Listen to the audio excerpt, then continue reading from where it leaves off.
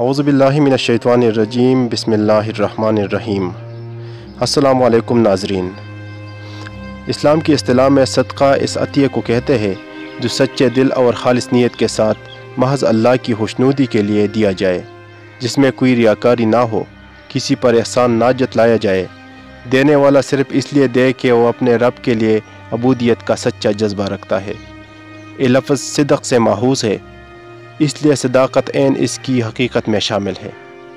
کوئی عطیہ اور کوئی مال اس وقت تک صدقہ نہیں ہو سکتا جب تک اس کی تہ میں اتفاق فی سبیل اللہ کا خالص اور بے کھوٹ جذبہ موجود نہ ہو۔ فطرانہ یا زکوٰۃ الفطر سے مراد وہ صدقہ ہے جسے نماز عید الفطر سے پہلے ادا کرنا ہر مسلمان پر فرض ہے، خواہ وہ مرد ہو یا عورت، آزاد ہو یا غلام، چھوٹا ہو یا بڑا، بچہ ہو یا بوڑھا۔ ہر مسلمان اپنے اور اپنے اہل خانہ کی طرف سے فطرانہ ادا کرنے کا پابند ہے، جن کی وہ قانونی طور پر کفالت کرتا ہے۔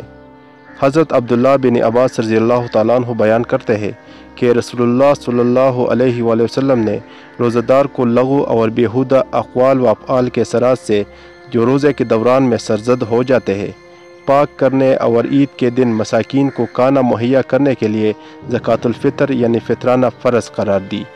چنانچہ جس نے اسے نماز عید سے پہلے ادا کر دیا تو ایسی زکوٰۃ ہے جو قبول کر لی گئی، اور جس نے اسے نماز کے بعد ادا کیا تو یہ عام صدقات میں سے ایک صدقہ ہے۔